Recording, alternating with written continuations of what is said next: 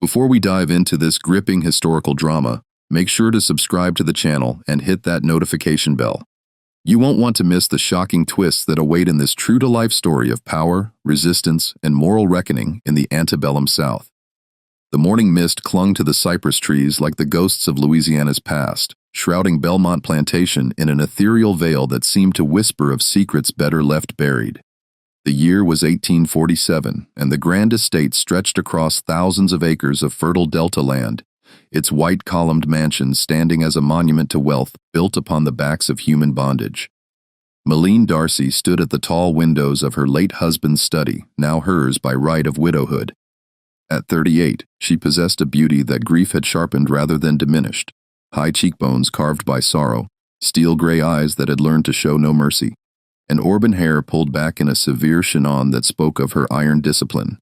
The black silk of her morning dress rustled as she turned from the window, the sound cutting through the oppressive silence of the room. "Mrs. Darcy," came the hesitant voice of Ezra, the elderly house slave who had served the family for over 2 decades. His weathered hands trembled slightly as he held a silver tray bearing the morning correspondence. "The overseer wishes to speak with you about the cotton harvest, ma'am." Meline's gaze swept over the man with the cold efficiency of someone who had learned to see people as assets rather than souls. "Tell Mr. Bogart I'll see him after I've attended to more pressing matters," she replied, her voice carrying the cultured accent of New Orleans aristocracy tinged with newfound authority. "And Ezra, send Clara to me immediately." The old man's eyes flickered with something that might have been concern, but he knew better than to question the mistress of Belmont. "Yes, ma'am," he murmured, bowing his head as he retreated from the study. Madeline returned to the mahogany desk that had once belonged to her husband, Charles.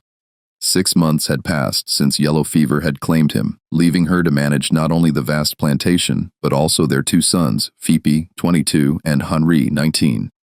Both young men had inherited their father's refined features and gentle disposition, qualities that had served Charles well in the drawing rooms of New Orleans, but proved woefully inadequate for the harsh realities of plantation life.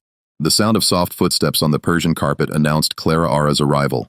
Meline looked up to see the young woman standing in the doorway, her posture erect despite the circumstances of her bondage. Clara was perhaps 20 years old, with skin the color of café au lait, and eyes that held depths Meline found both fascinating and unsettling. Unlike the other enslaved women on the plantation, Clara carried herself with a quiet dignity that seemed almost defiant, though she was careful never to cross the line into open rebellion. "You sent for me, Mrs. Darcy." Clara's voice was soft but clear, educated, a result of having been raised in the house rather than the fields. Meline studied the young woman for a long moment, her mind calculating with the same precision she applied to crop yields and market prices. Clara wore a simple gray dress that, despite its plainness, could not disguise her natural grace. Her hair was neatly braided and pinned, and her hands, though calloused from work, were elegant and expressive. "Clara," Meline began, rising from behind the desk to pace slowly around the room. "You've been in this house since you were a child. You understand the delicate nature of our family's position." "Yes, ma'am," Clara replied, though her eyes betrayed a weariness that Meline chose to ignore. "My sons," Meline continued, her voice taking on a harder edge, "are at a crucial stage in their development. They require guidance in matters that I, as their mother, cannot provide. They need to understand the natural order of things, the proper relationship between master and property." Clara's hands clenched slightly at her sides, but she remained silent. Meline stopped directly in front of the young woman, close enough to see the slight tremor in her breathing. "You will attend to their needs, Clara, all of their needs. You will teach them what it means to command, and you will learn what it means to obey without question." The words hung in the air like a death sentence. Clara's serene expression never wavered, but something shifted in her eyes, a flicker of steel that Meline mistook for submission. "Do you understand what I'm asking of you?" Meline pressed, her voice dropping to barely above a whisper. "I understand perfectly, Mrs. Darcy," Clara replied, her tone so level it was almost musical. "You want me to help your sons become the men you believe they need to be?" "Exactly," Meline smiled, a cold expression that never reached her eyes. "You'll begin tonight, Phipe will be expecting you in his chambers after dinner. As Clara Ara curtsied and turned to leave, Malene felt a surge of satisfaction. She had solved 2 problems with 1 decision. Her sons would learn to assert their authority, and Clara Ara would be reminded of her place in the natural order. What Malene failed to recognize was that she had just lit a fuse that would eventually consume everything she held dear. The rest of the day passed in a blur of plantation business. Malene met with the overseer about the cotton harvest, reviewed the household accounts, and supervised the preparation of dinner. But beneath her efficient exterior, she found herself thinking about Clara Ara's reaction, or rather, the lack of one. Most of the enslaved women would have wept or pleaded. Clara Ara had simply accepted her fate with an equanimity that was somehow more disturbing than tears would have been. As evening approached, Malene summoned her sons to the parlor. Phipe and Harry Darcy were handsome young men, but their beauty was of the delicate, almost feminine variety that had become fashionable among the Creole aristocracy. Phipe the elder had inherited his mother's gray eyes and his father's sensitive mouth.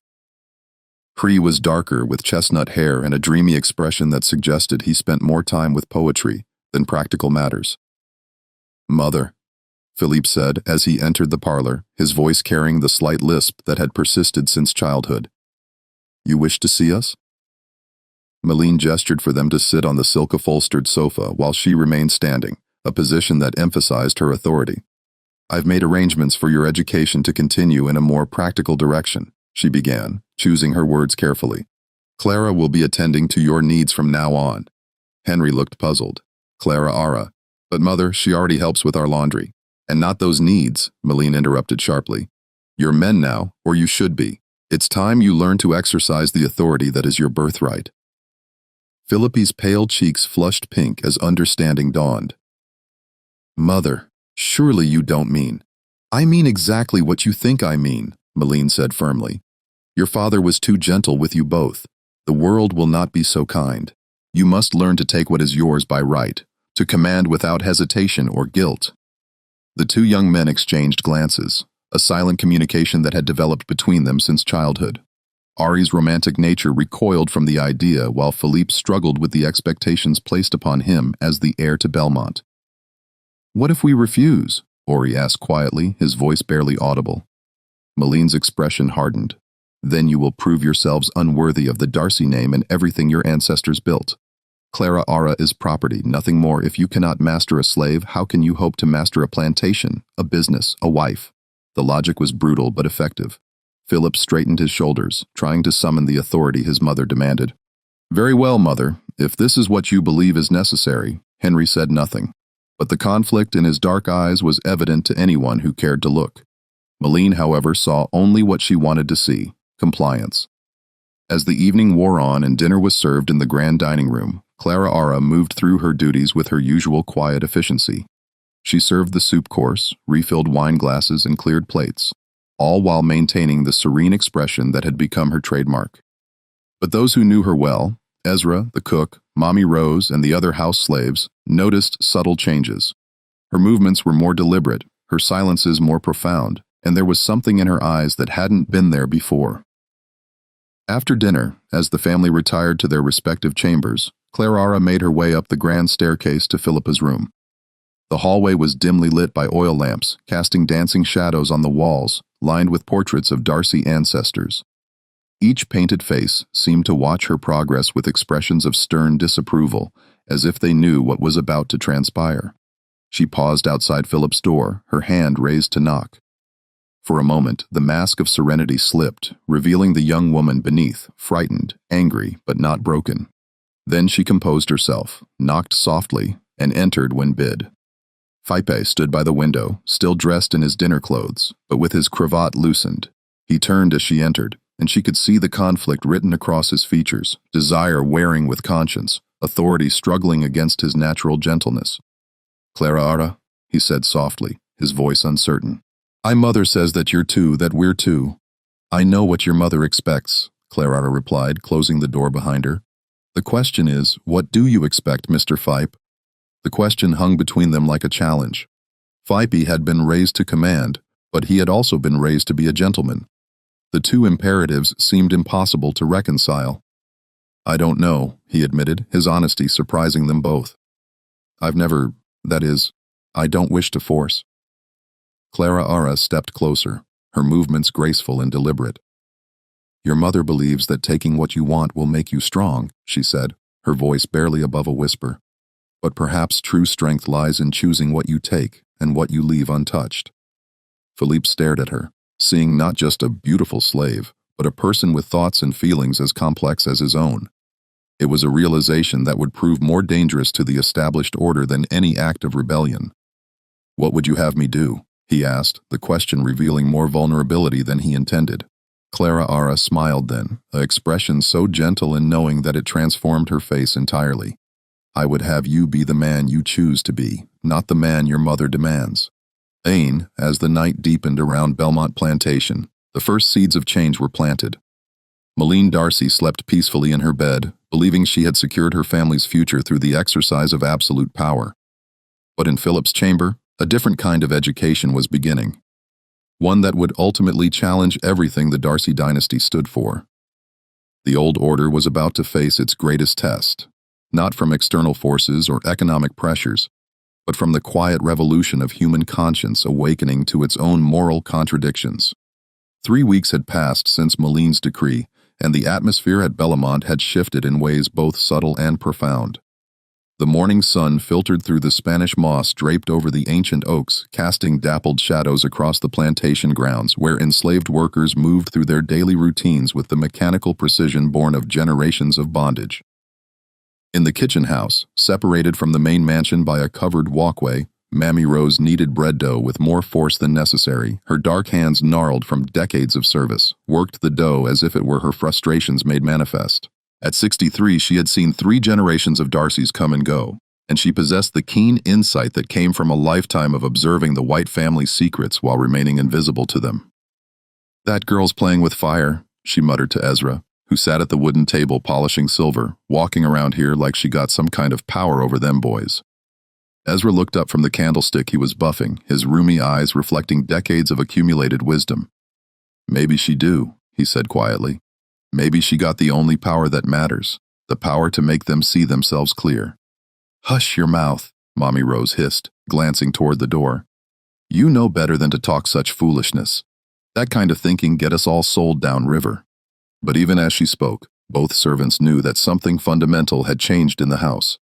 Clara moved through her duties with the same quiet efficiency as always, but there was a new quality to her presence, a subtle confidence that seemed to emanate from within. She no longer avoided eye contact with the family members, and when she spoke, her words carried a weight that demanded attention. In the main house, Malene sat in her morning room reviewing correspondence from her factory in New Orleans. Cotton prices were holding steady, but there were disturbing reports of abolitionist activity increasing in the North. She frowned as she read about slave rebellions in other states making mental notes to increase security measures at Belmore. A soft knock interrupted her thoughts. Enter, she called, expecting to see one of the house servants. Instead, Philippe stepped into the room, his appearance disheveled in a way that would have been scandalous in New Orleans society. His usually perfectly groomed hair was tousled, his cree skew, and there were dark circles under his eyes that spoke of sleepless nights. Philippe, Malene said, setting down her letters. You look terrible. Are you ill? Her elder son moved to the window, staring out at the gardens where Clara Ara could be seen hanging laundry on the line. I need to speak with you about Clara Ara, he said without preamble. Malene's eyebrows rose. Oh, I trust she's been satisfactory in her duties. Philippe turned from the window, and Malene was startled by the intensity in his gray eyes. She's remarkable, he said simply. Intelligent, thoughtful, kind. Mother, did you know she can read not just simple words but actual literature? She's been teaching herself from the books in Father's library. That's quite enough, Malene said sharply, rising from her chair. I don't care about her accomplishments. She's property, Fipi. Nothing more. I hope you haven't forgotten that fundamental fact. How can I forget it when you remind me constantly? Philippa shot back, his voice carrying an edge of defiance that Malene had never heard before. But what if we're wrong? What if the system we've built our lives upon is fundamentally flawed? The words hung in the air like blasphemy. Malene stared at her son as if he had suddenly sprouted horns. Philip Darcy, you will not speak such treasonous nonsense in this house. Your father and grandfather built this plantation through hard work and proper understanding of the natural order. Negroes are children incapable of governing themselves. It is our burden and our duty to provide them with structure and purpose. Is it Felipe challenged, or is it simply convenient for us to believe that? Clara speaks 3 languages, Mother. She understands mathematics, philosophy, even music. How does that fit with your theory of natural inferiority? Maline's face flushed with anger and something that might have been fear. You're being manipulated by a clever slave who knows exactly how to appeal to your softer nature. This is precisely why I arranged for her to attend to you, to teach you to master such misguided sympathies. The only thing she's taught me is that I've been living a lie, Philippe said quietly. We all have. Before Maline could respond, Henri appeared in the doorway, his face pale and drawn. Mother Philippe, I need to speak with both of you. It's about Clara Ara. Maline's heart sank as she saw the same conflicted expression on Henry's face that had been troubling Philippe. What about her? Henry entered the room fully, closing the door behind him. Last night when she came to my chambers, we talked, really talked. She told me about her family, how they were separated when she was 8 years old. Her mother was sold to a plantation in Mississippi, her father to one in Alabama. She hasn't seen them since. Henri, Maline warned, you're allowing yourself to be swayed by sob stories designed to— She wasn't trying to gain my sympathy, Henri interrupted, his voice stronger than usual. She was simply answering my questions. I asked her about her life and she told me. Do you know what she said when I asked if she hated us? Maline and Philippe waited in tense silence. She said she couldn't afford to hate us because hatred would consume her soul, and her soul was the only thing she truly owned. Then she asked me what I thought my soul was worth. The questions seemed to echo in the elegant morning room, challenging the very foundations upon which the Darcy family had built their identity. Maline felt the ground shifting beneath her feet, but she refused to acknowledge the earthquake her own actions had triggered. Enough, she said firmly. Both of you are allowing yourselves to be manipulated by a slave who is clearly more cunning than I gave her credit for. This ends now. Clara Ara will be reassigned to fieldwork immediately. No, Philippe said, the word cutting through the air with surprising force. Madeleine stared at her son in shock. I beg your pardon, I said. No, Mother. You will not punish Clara Ara for our awakening to the truth. If you send her to the fields, I'll follow her there, and I'll join him, Henry added, moving to stand beside his brother. For the first time in her adult life, Maline Darcy found herself facing open rebellion from her own children. The irony was not lost on her. In trying to teach them to master others, she had somehow lost mastery over them. You're both being ridiculous, she said, but her voice lacked its usual authority. This infatuation will pass. Clara Ara is a slave, and slaves exist to serve. That is the natural order of things. Whose nature? Philly asked. Yours, mine, or the nature that created us all as human beings with equal souls? The philosophical challenge was more than Maline could bear. She had been raised in a world where such questions were never asked, where the hierarchy of race and class was as fixed as the movement of the stars. To question it was to question everything she had ever believed about herself and her place in the world.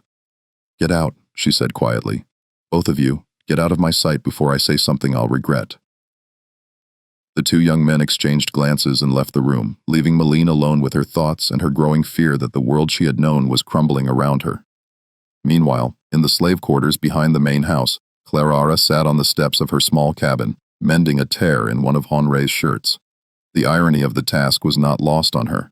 She was literally repairing the fabric of her oppressor's life, while simultaneously unraveling the fabric of his worldview. Mommy Rose approached, her heavy footsteps announcing her presence long before she spoke. Child, you need to be careful. The mistress got that look in her eye, the one that means trouble for folks like us. Clara Ara looked up from her sewing, her serene expression unchanged. I know, Mommy Rose, but I can't unknow what I know now, and neither can they. What you talking about, girl? Clara Ara set down the shirt and looked toward the main house, where she could see Philippe and Henri walking in the garden, deep in conversation. They're good men, Mammy Rose. Underneath all the poison they've been fed about who they're supposed to be, they're good men, and good men can't live with evil once they truly see it. You think you can change them? Mammy Rose asked skeptically. Change the whole system with your pretty words and gentle ways. I don't think I can change anything, Clara replied honestly. But I think they can change themselves if they choose to. And that choice, that's where real power lies. As if summoned by their conversation, Phipe appeared at the edge of the slave quarters, his presence causing several of the enslaved workers to look up in surprise. It was unusual for the young master to venture into their domain. Clara, he called softly, might I speak with you? She rose gracefully, aware of the eyes upon them both. Of course, Mr. Phipe. They walked together toward the old oak tree that stood at the boundary between the slave quarters and the main grounds, its massive trunk scarred by decades of storms, but still standing strong. I've been thinking about what you said, Philippe began, his voice uncertain. About choosing what kind of man I want to be. And what have you decided? Clara asked, though her tone suggested she already knew the answer. Phipe stopped walking and turned to face her fully. I've decided that I don't want to be the kind of man who owns other human beings. I don't want to inherit a fortune built on suffering. I want to be better than that. Clara studied his face, seeing the sincerity there, but also the fear. That's a dangerous decision, Mr. Phipe. Your mother won't understand. Your neighbors will shun you. You'll lose everything you've been raised to expect. Will I? Phipe asked. Or will I finally gain something worth having a clear conscience and the respect of people whose opinions actually matter? Before Clara could respond, they heard the sound of approaching hoofbeats. A rider was coming up the main drive at a gallop, dust clouds marking his urgent passage. Philippe and Clara hurried toward the main house, arriving just as the rider dismounted. It was James Bogard, the plantation overseer, his face flushed with exertion and excitement. Mrs. Darcy, he called as he bounded up the front steps. Mrs. Darcy, you need to hear this. Meline appeared on the veranda, her face composed despite the morning's emotional turmoil. What is it, Mr. Bogard? News from New Orleans. Mom, there's been another slave uprising in Virginia. Nat Turner's rebellion has inspired others. The authorities are cracking down hard, but there's talk of abolitionists helping slaves escape to the north. Meline's face palled. How close is this unrest? Hard to say, ma'am, but the word is spreading. Some of the plantation owners are talking about selling off their most intelligent slaves, the ones who might cause trouble. Philippa felt Clara tense beside him, though her expression remained carefully neutral. The implication was clear. Slaves like Clara, who could read and think and inspire others, were now seen as particularly dangerous. Thank you for the warning, Mr. Beauregard, Meline said. Please increase the patrols and make sure all the slaves are accounted for at night. As the overseer rode away, Meline's gaze fell upon Phipe and Clara standing together beneath the oak tree.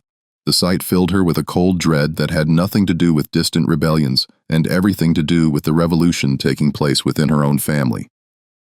The battle lines were being drawn, and Meline Darcy was beginning to realize that the enemy might not be outside agitators or rebellious slaves, but the very conscience she had tried so hard to suppress in her own sons. The second act of this drama was about to begin, and the stakes were higher than anyone yet realized. The humid Louisiana air hung heavy with the promise of a storm as August drew to a close. For 6 weeks now, the delicate balance at Bellamont Plantation had been shifting like sand beneath the tide, and Madeline Darcy could feel her carefully constructed world beginning to crumble. She stood in her late husband's study, now permanently hers, staring at the letter that had arrived that morning from her brother-in-law in New Orleans. The news it contained was both expected and devastating. Rumors of the Darcy sons' peculiar sympathies had reached the ears of New Orleans society. Invitations were being quietly withdrawn, business partnerships questioned, and the family's reputation, built over 3 generations, was hanging by a thread. Damn them both, she whispered, crumpling the letter in her fist. Damn their weak hearts and their father's gentle blood. A soft knock interrupted her brooding. Come, she called, expecting Ezra with the afternoon meal. Instead, Clara entered the room, carrying a tea service on a silver tray. Meline's eyes narrowed as she studied the young woman who had become the unwitting catalyst for her family's destruction. Clara moved with the same quiet grace as always, but there was something different about her now, a subtle confidence that seemed to radiate from within. I didn't request tea, Meline said coldly. No, Mom. Clara Ara replied, setting the tray on the mahogany desk. But I thought you might need it. You've seemed troubled lately. The audacity of the statement took Maline's breath away. Troubled? You think I'm troubled? Her voice rose with each word. You've destroyed my family, turned my sons against everything they were raised to believe, and you think I'm merely troubled. Clara Ara poured the tea with steady hands, her serene expression never wavering. I haven't destroyed anything, Mrs. Darcy. I've simply existed as myself. If that existence has caused problems, perhaps the problem lies not with me, but with a system that requires people to deny their own humanity. Maline's hand moved instinctively toward the small pistol she kept in the desk drawer. A lady's weapon, pearl-handled and deadly. How dare you speak to me that way? How dare you stand in my husband's study and lecture me about humanity? Because someone must, Clara Ara said quietly, meeting Maline's furious gaze without flinching. And because your sons have found the courage to question what they've been taught, even if you haven't. The words hit Maline like physical blows. She had spent months trying to understand how everything had gone so wrong, how her simple plan to toughen her sons had instead awakened their consciences. Now looking at Clara Ara's calm face, she finally understood the truth she had been avoiding. The problem wasn't that Clara Ara was too clever or manipulative. The problem was that she was undeniably, unmistakably human. You think you've won, Maline said, her voice dropping to a dangerous whisper. You think you've turned my boys against me with your pretty words and your tragic stories. But you've forgotten something crucial, Clara Ara. You're still my property. You still belong to me. Do I? Clara Ara asked, tilting her head slightly. Or do I belong to myself as God intended? Your sons have begun to see the truth, Mrs. Darcy. The question is whether you're brave enough to see it too. Before Madeline could respond, the study door burst open and Phipe rushed in, his face flushed with excitement and determination. Harry followed close behind, both young men clearly agitated. Mother, Philippe said breathlessly, we need to talk. Henri and I have made a decision. Maline's heart sank as she saw the resolution in her sons' faces. What decision? Henry stepped forward, his usually gentle demeanor replaced by surprising steel. We're freeing the slaves, Mother. All of them. We're going to sell the plantation and use the proceeds to help them establish new lives as free people. The words hit Maline like a physical blow. She staggered backward, gripping the edge of the desk for support. You can't be serious. You can't simply... This plantation has been in our family for 3 generations. Your great-grandfather built this empire from nothing. Built it on the backs of stolen people, Philippe said firmly.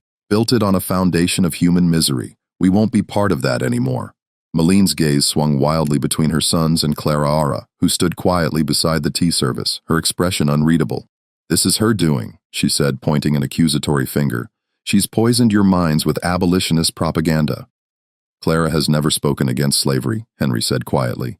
She's never had to. Her very existence is argument enough against the system that enslaves her. Your children, Maline spat, naive children who don't understand the realities of the world. Without slavery, the South's economy would collapse. Thousands of white families would be ruined. The Negroes themselves would starve without our guidance and protection. Phipe shook his head sadly. Listen to yourself, Mother. You're so convinced of your own righteousness that you can't see the evil right in front of you. We're not protecting anyone.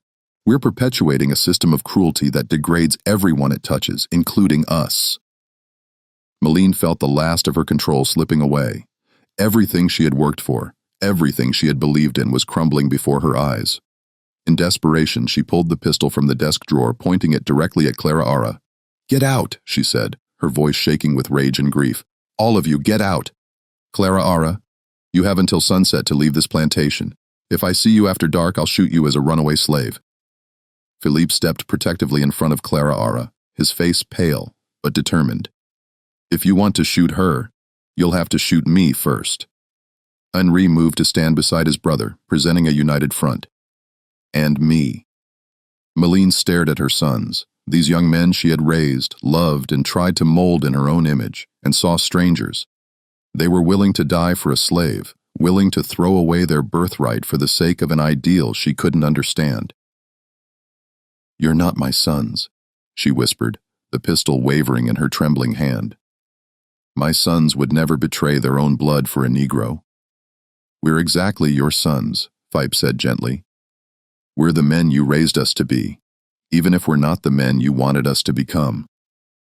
Father taught us to be kind, to be just, to protect those who couldn't protect themselves. We're honoring his memory, even if we're disappointing you." The mention of Charles broke something inside Malene. She lowered the pistol, her shoulders sagging with defeat. "Your father was a good man," she admitted quietly. "Too good for this world, perhaps. Too good for me." Clara Ara stepped out from behind Phipe, her movement slow and deliberate. "Mrs. Darcy," she said softly, "it's not too late. You could choose to be the woman your husband believed you were. You could choose to see us as he saw us, as people worthy of freedom and dignity." For a moment, Malene wavered. She looked at Clara Ara's face, really looked at it, and saw not a piece of property, but a young woman with hopes and dreams and fears just like her own. She saw intelligence and kindness, and a strength that had endured years of bondage without breaking. But the moment passed. The weight of a lifetime's conditioning, the fear of losing everything she had known, the terror of admitting she had been wrong about something so fundamental. It was too much. "No," she said, her voice hollow. "I can't. I won't. This is my home, my life, my world. I won't let you destroy it." Philippe and Henri exchanged glances, a silent communication passing between them. "Then we'll leave," Philippe said simply. "Tonight, all of us." "You can't," Malene protested. "You're my heirs. This plantation will be yours someday." "We don't want it," Henri said firmly. "We'll make our own way in the world with clean hands and clear consciences." Indeed, as the three young people turned to leave, Malene called out desperately, "Where will you go? What will you do? You have no money, no connections outside of Louisiana society." Philippe paused at the door. "We'll go north to the Free States. We'll work. We'll build new lives, and we'll help others do the same. You'll be outcasts," Malene warned. "Paraz, no decent society will accept you." Clara Ara spoke for the first time since the confrontation began. "Perhaps it's time to find a new definition of decent society, Mrs. Darcy. One based on character rather than color, on humanity rather than hierarchy." As they left the study, Malene sank into her husband's chair, the pistol falling from her nerveless fingers to clatter on the floor. Outside, she could hear the sounds of the plantation continuing its daily routine. Slaves working in the fields, overseers calling out orders, the eternal cycle of oppression and resistance that had defined her world for as long as she could remember. But now that world felt hollow, empty of meaning. Her sons were gone, not just physically, but spiritually. They had chosen a different path, one that led away from everything she had taught them to value. As the sun began to set over the Louisiana Delta, painting the sky in shades of gold and crimson, Malene Darcy sat alone in her empty mansion, surrounded by the ghosts of her ancestors and the weight of her choices. She had tried to preserve her world by hardening her sons' hearts, but instead, she had lost them to the very compassion she had sought to destroy. The old order was dying, and she was its last lonely guardian. 6 months had passed since that fateful evening, when Philippe, Henri, and Clara Ara had disappeared into the Louisiana night, leaving Bellamont Plantation forever changed. The winter of 1848 had been harsh, not just in terms of weather, but in the cold reality of consequences that had settled over the once grand estate like a shroud. Madeline Darcy stood at the same window where she had first conceived her terrible plan. But the woman who gazed out at the frost-covered fields bore little resemblance to the iron-willed widow of months past. Her auburn hair had gone prematurely gray, her face was gaunt from sleepless nights and poor appetite, and her once proud bearing had given way to a stooped posture that spoke of defeat. The plantation was dying, without her sons to inherit it, and with the scandal of their abolitionist sympathies having spread throughout Louisiana society, Malene found herself increasingly isolated. Business partners had withdrawn their support. Neighboring plantation owners avoided her, and even the slaves seemed to sense the change in the air, working with less enthusiasm, whispering among themselves about freedom in the North. Ezra entered the study, carrying the morning mail, his aged hands trembling more than usual.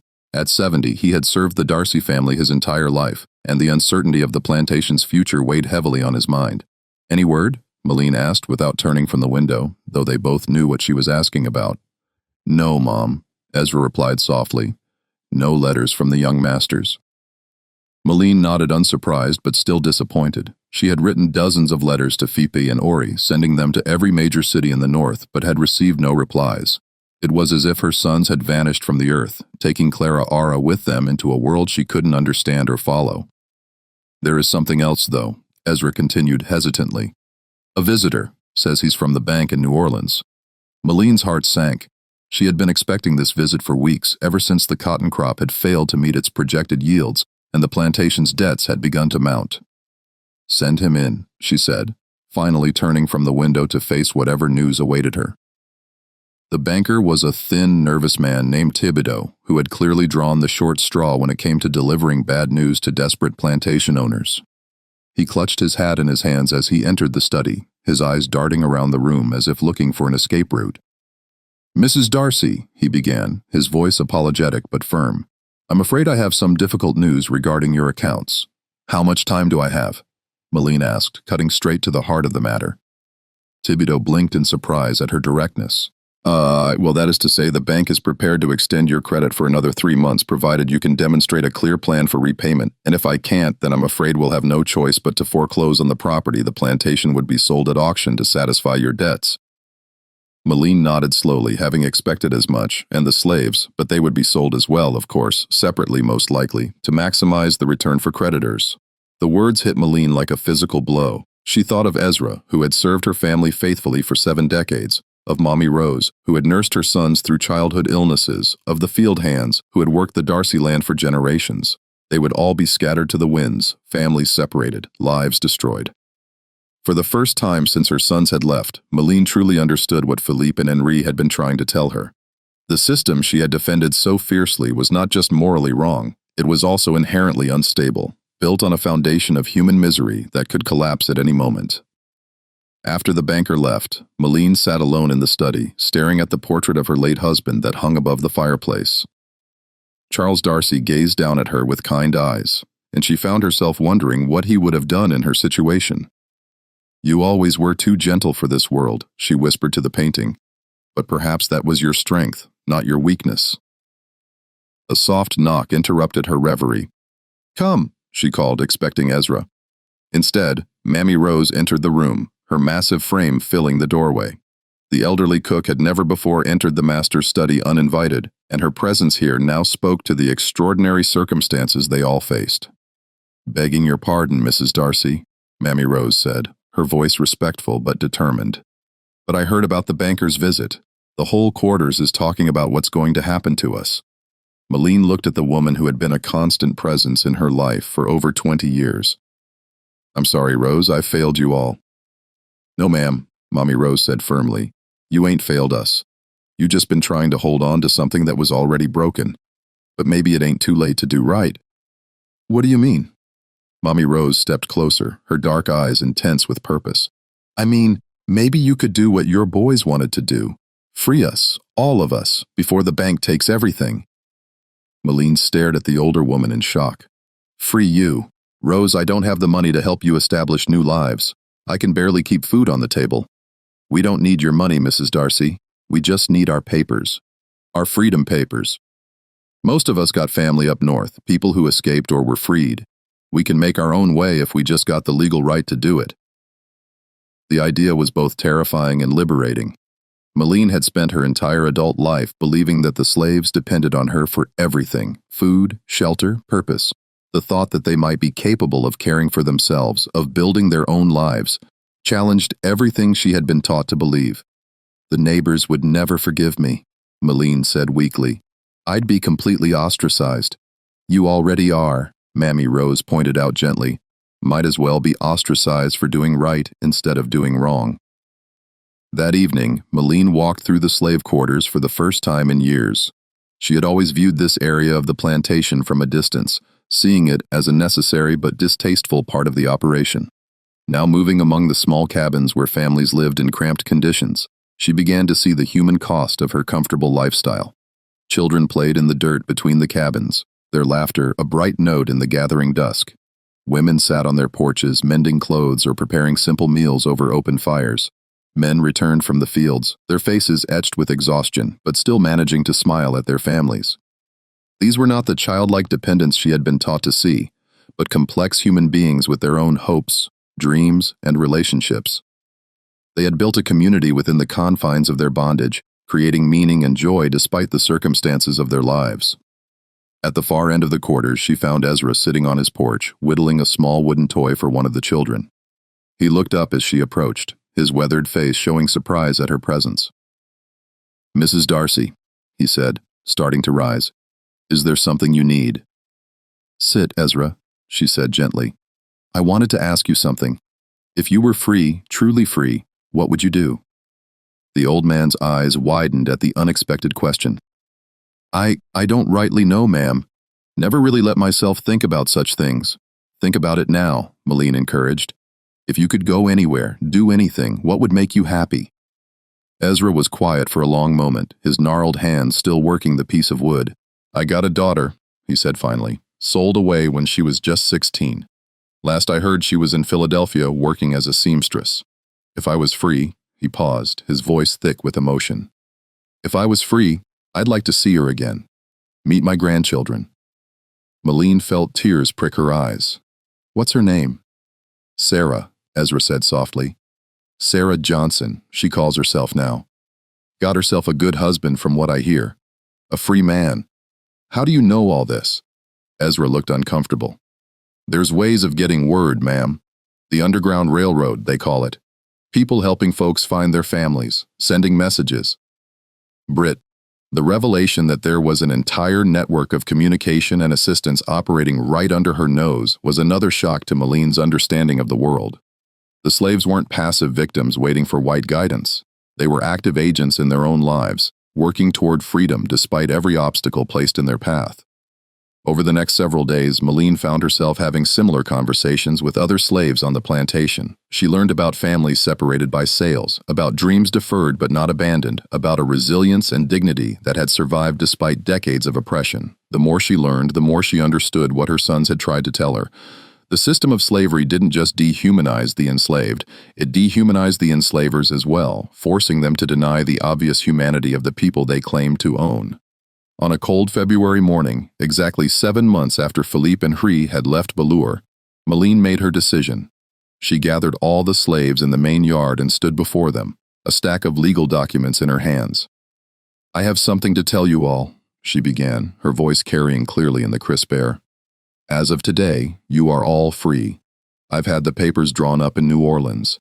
You are no longer slaves, but free men and women with the right to go where you choose and live as you see fit." The silence that followed was profound. Some of the slaves looked skeptical, as if expecting this to be some cruel joke. Others began to weep openly. A few fell to their knees in prayer. "I know this doesn't undo the wrongs that have been done to you," Malene continued, her own voice breaking with emotion. "I know it doesn't give you back the years that were stolen from you, or reunite you with family members who were sold away. But it's a beginning. It's a chance to build the lives you choose for yourselves." Ezra stepped forward, tears streaming down his weathered cheeks. "Mrs. Darcy," he said, his voice barely above a whisper. "Why? Why now?" Malene looked at the faces surrounding her, faces she had seen every day for years, but had never really seen until now. "Because my sons were right," she said simply. "Because you deserve to be free. Because it's what my husband would have wanted, and because it's the right thing to do." In the weeks that followed, the former slaves of Bellamont Plantation began to scatter to the winds. Some headed north to reunite with family members. Others stayed in Louisiana, but moved to New Orleans or other cities where they could work for wages. A few, like Mommy Rose, chose to remain at the plantation temporarily to help Malene prepare for the inevitable auction. Ezra was among those who left for the north, carrying his freedom papers and a letter of introduction that Malene had written for him. On the day of his departure, he came to say goodbye, his few possessions packed in a small bundle. "I want you to know," he said, standing in the doorway of the study where he had served for so many years, "that despite everything, there was kindness in this house. Your husband was a good man, and your boys. They got his heart. And what about me?" "Ezra," Malene asked, "do I have any of his heart?" The old man smiled, the expression transforming his weathered face. "You freed us, didn't you? That took more courage than anything Master Charles ever did. He was born good. You had to choose to become good. That's harder and maybe more valuable." After Ezra left, Malene found herself truly alone for the first time in her life. The great house echoed with emptiness, its rooms too large and too quiet for one person. But in the silence, she began to hear something she had never noticed before, the sound of her own conscience, finally free to speak. 3 weeks later, a letter arrived that changed everything. It bore a Philadelphia postmark and was addressed in handwriting she recognized immediately. With trembling fingers, Malene opened the envelope and read, "Dearest Mother, we have heard through mutual friends of your decision to free the slaves at Bellamont. We cannot express how proud we are of your courage and your conscience. We know it could not have been an easy choice, and we know the cost to you personally has been great. We are writing to invite you to join us in Philadelphia, where we have established a small but growing business helping former slaves reunite with their families and establish new lives.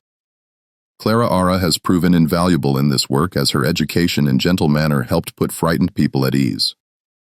We know we disappointed you by leaving as we did, and we know our choices have cost you dearly. But we hope that perhaps in time, we might build something new together. A family based not on the ownership of others, but on love, respect, and shared purpose. If you are willing to consider a new life, a new beginning, we would welcome you with open arms. There is much work to be done in the cause of freedom, and we could use your strength and intelligence in the fight with all our love and respect. Philip and Henri P.S. Clara Ara asked us to tell you that she forgives you and that she hopes you can forgive yourself. She says that redemption is always possible for those brave enough to seek it." Malene read the letter 3 times before setting it down on the desk. Outside, she could hear the sounds of the auction preparations. Men cataloging furniture, measuring rooms, preparing to sell off the remnants of the Darcy dynasty. But for the first time in months, Malene felt something she had almost forgotten. Hope. She picked up her pen and began to write. "My dearest sons, yes, I will come. I will help. I will try to become the woman your father believed I could be and the mother you deserve to have. I cannot undo the past, but perhaps I can help build a better future. Perhaps we can all find redemption in the work of setting others free. Your loving mother, Madeline." As she sealed the letter, Malene looked once more at her husband's portrait. Charles Darcy seemed to be smiling down at her, his kind eyes full of approval and love. The old world was ending, but a new one was beginning. And for the first time in her life, Malene Darcy was ready to be part of building something better than what had come before. The price of freedom she had learned was not just the loss of what you thought you owned, but the courage to admit you had been wrong. It was a price she was finally willing to pay. Philadelphia, Pennsylvania, spring 1850.